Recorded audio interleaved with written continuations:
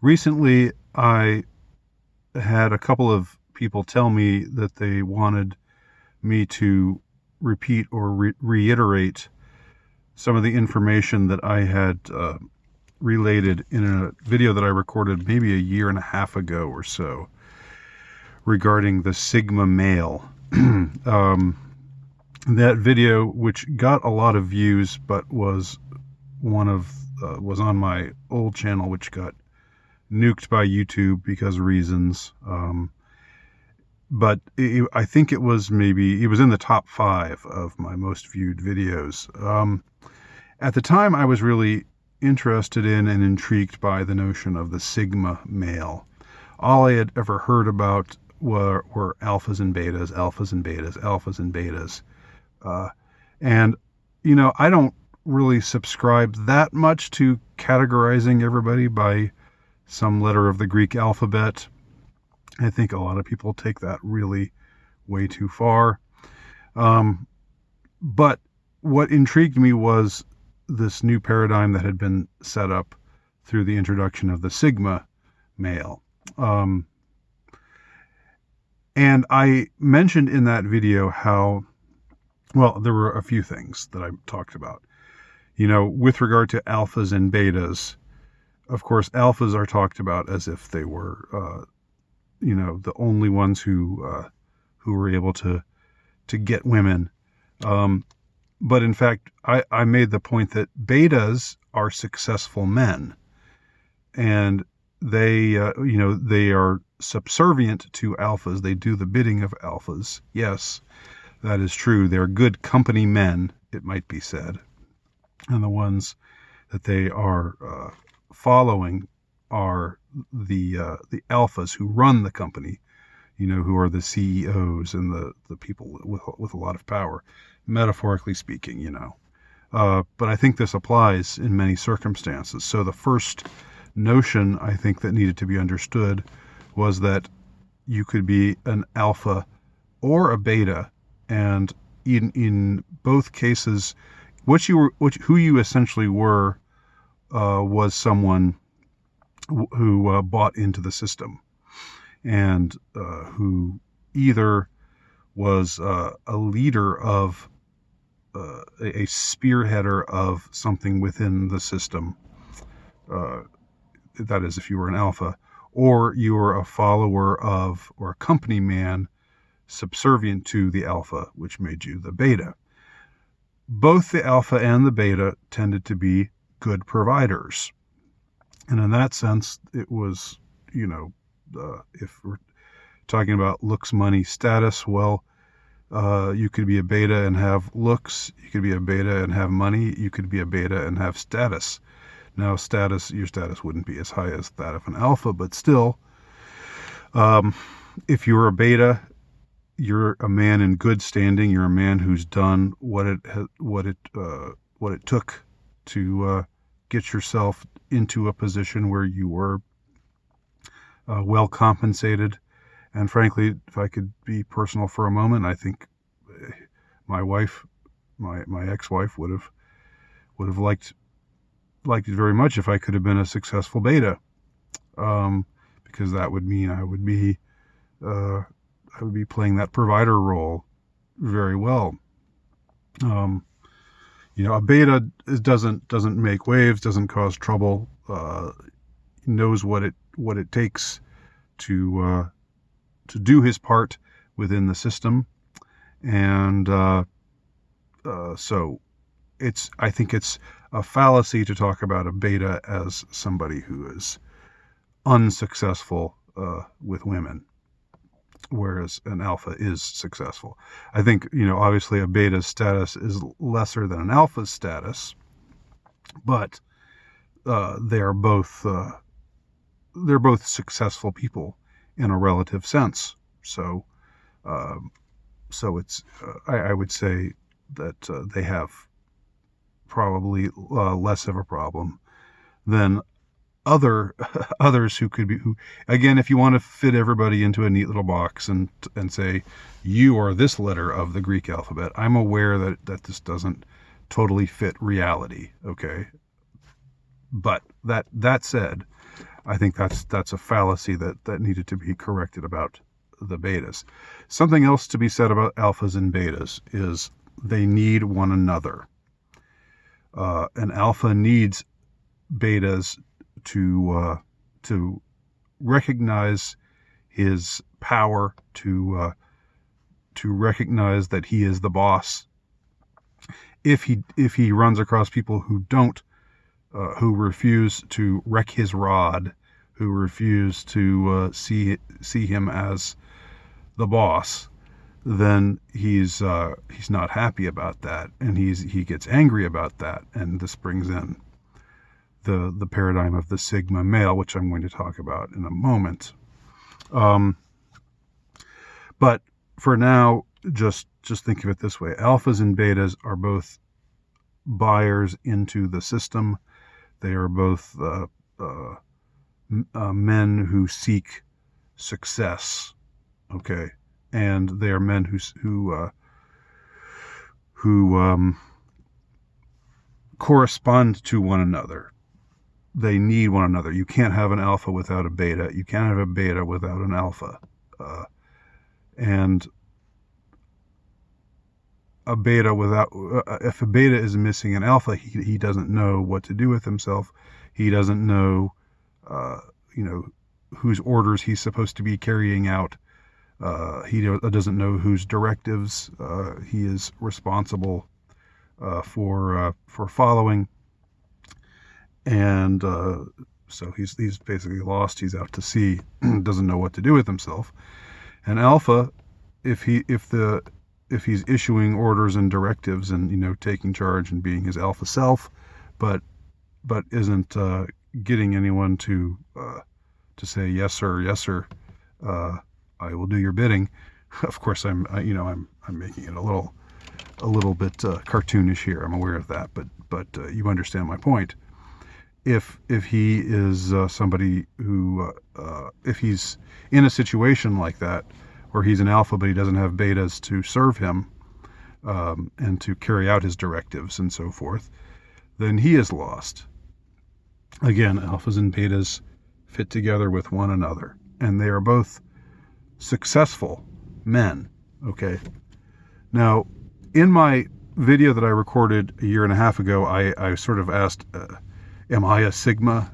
And I don't really think I am a sigma, but I'll get to that in a second. I think I'm something similar to a sigma, but I'm not a sigma. And I will explain why momentarily. Not that I don't know whether anybody's interested in what I am, but I'm going to tell you anyway. And maybe you can figure out what you think you might be, because I think that was what a lot of people did with that last video of mine. So anyway, alphas and betas uphold the system. They are the leaders and the followers within the system. But what about those who don't seek to be within the system? What about those who would rather do their own thing? Well, that's where sigmas come in. A sigma male is somebody who has certain qualities similar to an alpha male, in that he doesn't want to be subservient to anyone. He doesn't want to bow down to anyone, and so forth. But a sigma male doesn't feel the need to have others to boss around, or to do his bidding, or to acknowledge him as the top dog. He's an outsider. He's apart from the system that the alphas and betas have going together with one another.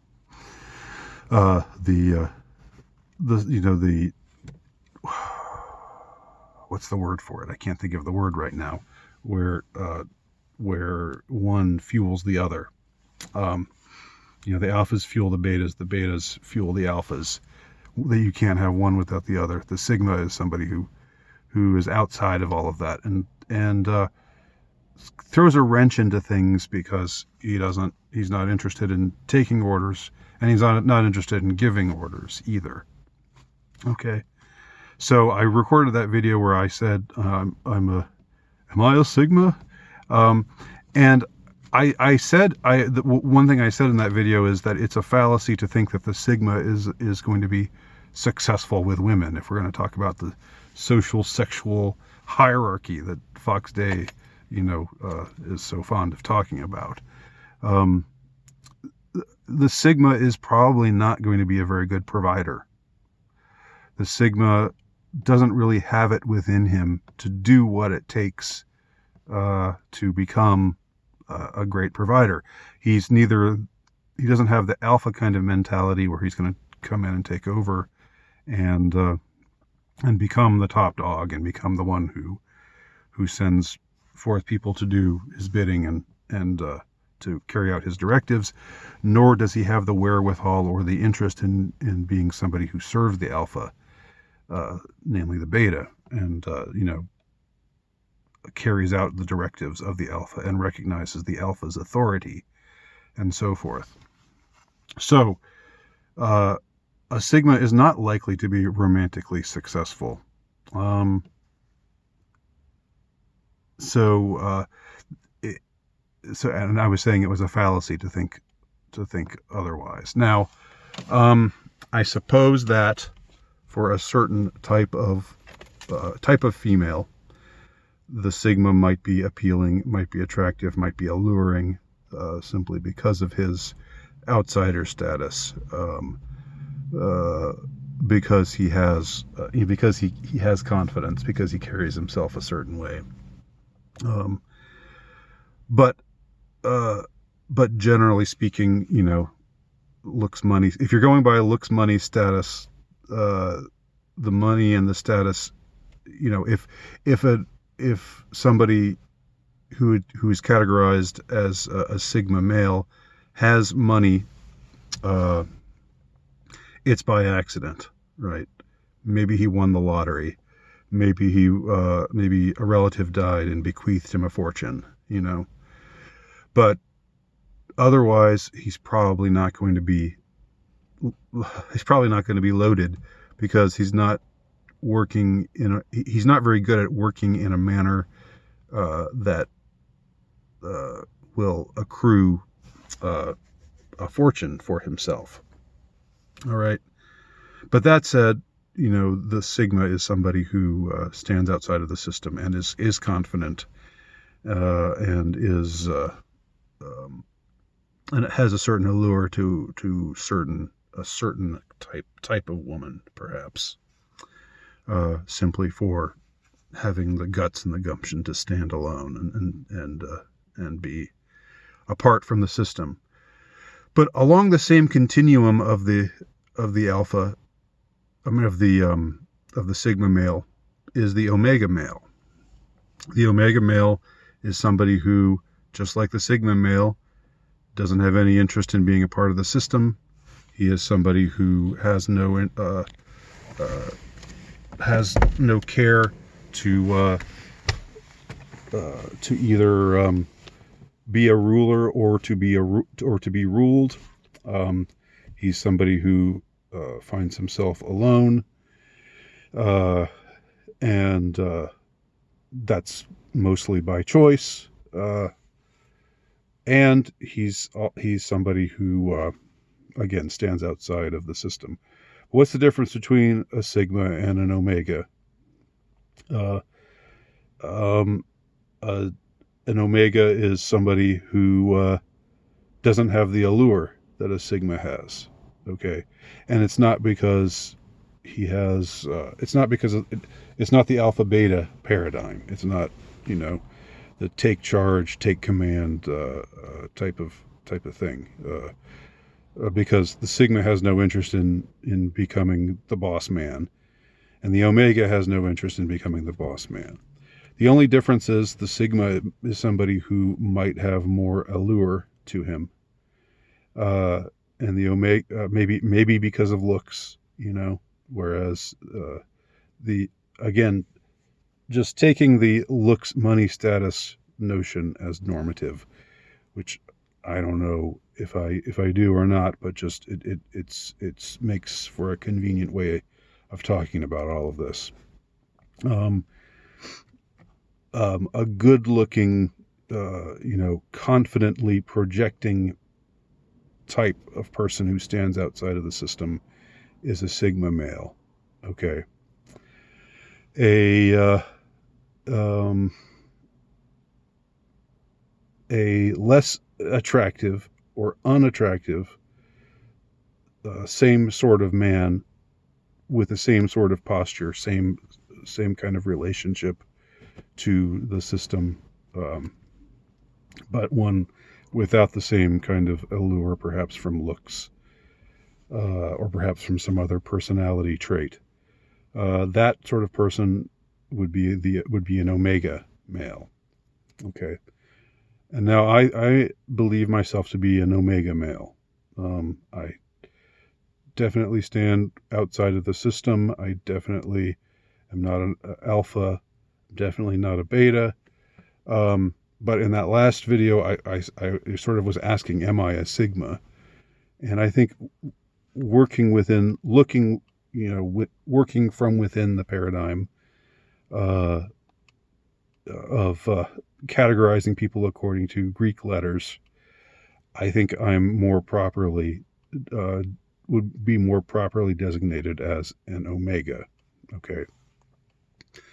But the omega and the Sigma have the same kind of traits. It's just a question of who presents more as, somebody who's appealing or alluring, and who presents more as somebody who's just kind of who's less appealing and less alluring. And it's not really an issue of status. It's just sort of whether you have these certain qualities or traits or personality types. Personality. What do I call it? I don't know. If you project these particular personality traits, that might be the difference between you being a Sigma male or an Omega male.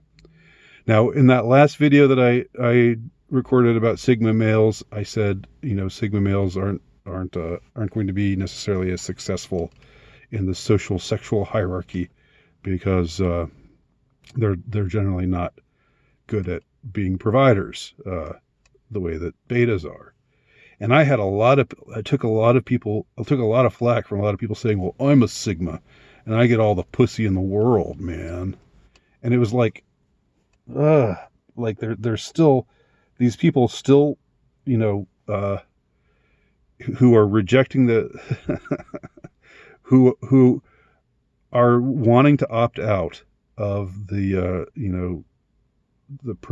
pursuit of status and prestige and acclaim and all of that, but who still seem all caught up in saying, hey man, I'm a pussy slayer, pardon my crudity. And this is of course what brought my crosshairs onto Vox Day, because he was a perfect example of exactly what I'm talking about right now. He was somebody who claimed to stand outside of all of this, but he could just, he was a Sigma male in the sense that he was more alpha than the alphas were. And it just seemed really important to him to see himself that way. So, I'm willing to say, no, I'm an Omega. I'm an Omega male. And, I'm a low, that's basically, the same thing or consonant with the notion of, the shirt that I just so happen to be wearing right now, the low status male. And you can read all about the low status male in my trilogy, Ruminations of a Low Status Male, parts 1, 2, and 3, or not. It's up to you. I just thought I would mention it right now. So there's a reiteration of my Sigma video some of you were requesting, or maybe just one of you. One of you was requesting, but I thought it would be interesting to reiterate what I said, also updated a little bit with some of my current thoughts on the entire subject. Thank you for watching. My name is Andy Nowicki. You can check out my work at altrightnovelist.com.